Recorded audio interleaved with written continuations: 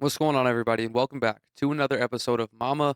There goes that man to the unemployment office. As always, I'm your host, Zach Cronin, and today we are talking about Mark Jackson being let go by ESPN.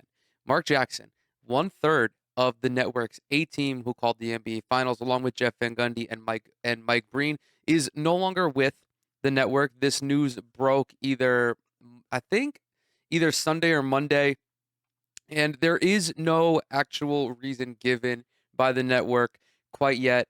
Just going merely off of speculation before we dive into the article here. This is merely, I think, a cost cutting measure by ESPN. ESPN, of course, is doing a massive round of layoffs. They've been laying off several of their more prominent analysts.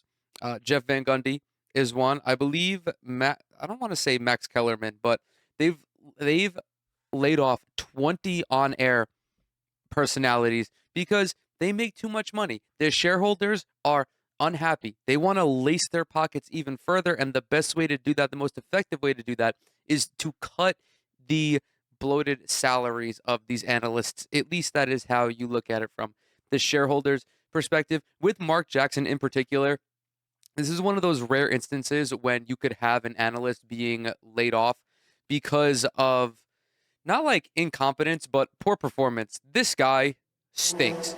Mark Jackson is a horrible fucking commentator. He's a terrible analyst. He doesn't bring anything to ESPN's broadcasts except for them being able to hide around the guise of, I guess, seriousness by having a former player and like a very, very good former player at that on their broadcast. But he just stinks, man. He speaks in vague platitudes. He'll talk about Jason Tatum just wanting it more. Look at Marcus Smart diving for the ball, really hustling. He doesn't break down the game in any meaningful way. Is incapable of talking about how star players get to their spots. Is incapable of talking about how a guy like Chris Paul facilitates an offense or how LeBron James is able to be so effective at his age. His like you could ask Mark Jackson why LeBron is still effective, and instead of him talking about how he's reliant less on his athleticism and how he's worked on his perimeter game, he'll look at you and say, "That's because he's LeBron James. He's one of the greatest of all time. He's great because he's LeBron James." It's like, okay, yes, well, that's part of the equation, but there are actual tangible reasons as to why like these guys are good at what they do, and Mark Jackson simply does not bring that ever. His most memorable calls actually don't have anything to do with the games at all. I talked about this when I did the NBA commentator tier list. The funniest and most memorable Mark Jackson call was when he was talking about banging Savannah James during the NBA Finals. What is this man doing talking about LeBron's wife like that on national TV during the game, during the NBA Finals? Anyway, let's go ahead. We're going to get into this article from the Dirty Rag that is the New York Post. This is written by Andrew Marchand. Says ESPN's NBA succession plan, hiring Doc Rivers, laying off Mark Jackson, and promoting Doris Burke. Mark Jackson is out at ESPN. The Post has learned Jackson joins Jeff Van Gundy in being laid off by ESPN after the two had been Mike Breen's co-analyst on the NBA Finals. They are expected to be replaced by Doris Burke and Doc Rivers. In the wake of Van Gundy's layoff last month, ESPN set its eyes on making Burke the first woman TV analyst on the NBA Finals and hiring Rivers to join Hall of Fame play-by-player Mike Breen. I've never seen that phrase written that way before. The deals are not finalized, but are quickly moving in that direction. ESPN declined comment. ESPN was looking at keeping Jackson as part of a B team with Mark Jones. However, network executives really like J.J. Redick and Richard Jefferson as game analysts and are keen on assigning them better games. That left Jackson in potentially the third team, ESPN, even though ESPN doesn't make specific declarations. ESPN also increasingly came to the realization that Jackson's effectiveness was tied to Van Gundy, who had established himself as one of the best analysts in the sport.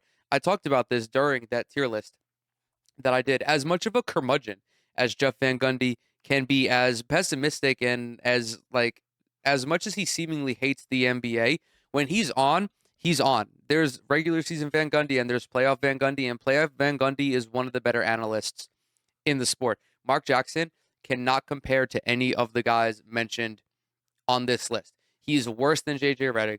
He's worse than Richard Jefferson. He's worse than Doris Burke. He's worse than Jeff Van Gundy, and he's certainly worse than Mike Breen. And Mike Breen doesn't even provide analysis. He just does the play-by-play. Mark Jackson can't even do play-by-play because he's sitting next to Mike Breen. So even though they most likely did this for financial reasons, it was held by the fact that they have a steady stream of analysts that they can pick from. Without Van Gundy, ESPN didn't think Jackson would offer much, and this is true. He stinks. There have been instances when Jackson has been the sole analyst on the broadcasts, and it's like you're just listening to some dude in the barbershop whose takes are way less funny, because at least when you go to the barbershop, or at least when you go to the rec or to the park, people will say some out-of-pocket shit. They'll be talking about how Jalen Green is getting ready to go to Guangdong. They'll be talking about how Chris Paul's children are being bullied at school because their dad can't win a title. Like, Mark Jackson doesn't even provide the comedic relief in lieu of his actual, like, basketball aptitude. And I'm not saying that he's like a dumb person by any means, but there is a communicative part of an analyst that is necessary. You have to be able to translate what you're seeing to the viewer, to the viewership. He only had 2 years remaining on his contract. Jackson confirmed the news of his departure, according to Peter Vessey's Twitter account. The former Knicks coach was a victim of ESPN's talent layoffs. While Van Gundy was one of the best game analysts in sports, top ESPN executives were wary of his decision to coach again. I don't know if JVG was actually interested in coaching, but it's undeniable that for some reason, whenever there was a coaching spot that opened up, Van Gundy was always mentioned. He was always a candidate. Even when the Brooklyn Nets were looking for even before and after they hired and fired Steve Nash, like, we saw Van Gundy get mentioned. Whenever there was a coaching vacancy, Jeff Van Gundy and Mark Jackson were also always linked to that potential new job. But like, understandably, ESPN is not going to want a guy on their roster who could potentially go back and coach, because I do think Jeff Van Gundy could go back and coach. I just don't think that he wants to. I feel that he's done his time, and I think now that he's been fired, he's just going to go and live in Phoenix or in Boca or somewhere and just hang out, just vibe, just sip Mai Tais next to the pool and live out the rest of his years. Continuing on, Van Gundy was also critical of the NBA and its officiating, which the NBA has expressed disappointment with over the years and even this season, according to sources. However, there was no evidence of an edict from the NBA to make a change. This was the dumbest fucking conspiracy that could have possibly come from all of this, because the NBA knows that its officiating is dog shit, and they're trying to take steps to make it less dog shit. The biggest thing is that the game is not physical anymore, and I don't mean physical in the way of like WWE physicality that people always talk about with the 80s and the 90s. I'm talking about like actual basketball physicality that you see when you watch the EuroLeague, for example. There's more contact allowed. There's more marginal contact allowed. The NBA does not allow that currently, and Jeff Van Gundy was critical of it. I myself have been critical of it at times as well, but not because I think like that the league is soft, but because I think it really impacts the pace of play.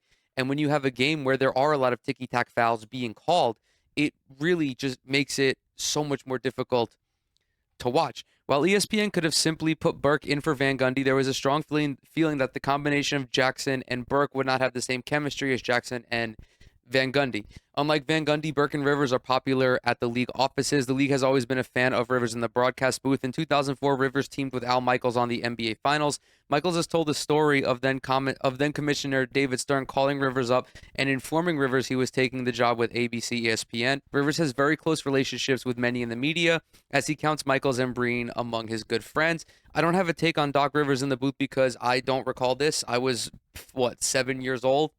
He could be good. Could be bad. We'll see. With Rivers, like Van Gundy, ESPN faces the possibility he could return to coaching. Rivers was fired by the Sixers this offseason, and they reportedly owe him $16 million over the next 2 years. Rivers was a candidate for the Suns head coaching job, but did not get it.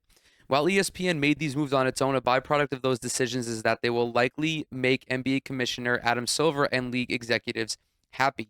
ESPN is expected to keep the NBA in the next round of billion-dollar deals. With ESPN's contract up in 2 years, it does not hurt to please the NBA. And while breaking up the historic crew of Van Gundy, Jackson, and Breen was odd, the new confab of Breen, Burke, and Rivers could be good. Obviously, when you have these fucking business relationships, yeah, you want everybody to be happy. I don't like the New York Post slant on this is that they're trying to make the NBA appear as this like comical supervillain. They want to make Adam Silver look like this devilish ghoul who wants to destroy ESPN and wants to be the puppeteer that controls them, even though ESPN kind of has just as much leverage as the NBA. This is a symbiotic relationship. The NBA needs the NBA doesn't really need ESPN. You could go to NBC. Bring the NBA back on NBC, but it's a symbiotic relationship. The best case scenario is that these guys strike a happy deal where the NBA gets a nice chunk of change and ESPN gets to broadcast their games 2, 3, 4 nights a week. Also has the rights to the Eastern Conference, the Eastern Conference playoffs, and then of course ESPN, ABC also has the NBA Finals. So it's in their best interest to keep each other happy. But I don't like the Post's positioning on this, largely because I am basically opposed to the New York Post's their view on everything. But this is the product of ESPN being capitalist. This is the product of Mark Jackson also just being bad at his job. Again, Doris Burke is phenomenal. I forgot where I put her in the commentator tier list, but it was either A. I want to say it was A, only because she didn't really have a prominent role with the network. She was on the B team, and her and Mark Jones were a better duo at times than Breen, JVG, and Jackson as a trio. And that's largely because Mark Jackson doesn't bring anything to the table. I love listening to Doris Burke call games. I love the way that she's able to analyze in real time like any good analyst can do. Her, JJ Redick, to me, are the two best in the NBA right now, and they deserve to be on these platforms in a much larger capacity. So I'm excited that Doris Burke is taking over for Mark Jackson. I still think that, you can't go wrong with Mike Breen at the end of the day. As long as ESPN has Mike Breen calling games, there's going to be a lot of stability in the booth. But ultimately, it comes down to each commentator's ability to assess the sport of basketball and communicate that to the public. And as it stands right now, nobody is doing that better than Doris Burke. You could argue JJ Redick, but he does not have seniority at ESPN. They are not going to pass up on Doris Burke for JJ Redick because that would be the wrong fucking thing to do. I did, however, dig into the comments, and the comments on the New York Post, dude, they make me belly laugh. The first two comments are awesome. There's no other way to describe them because they are written by two guys who have never watched an NBA game and have actually explicitly gone out of their way not to watch NBA games because they think the NBA is woke. They live in Suffolk County or maybe Nassau County. They're 57 years old. They have either a heating or a plumbing or a air conditioning small business. They think that they're going to be Elon Musk. They're divorced at least once. That's generally how a lot of these people, their villain arcs begin. But let's go ahead. Let's read the first comment.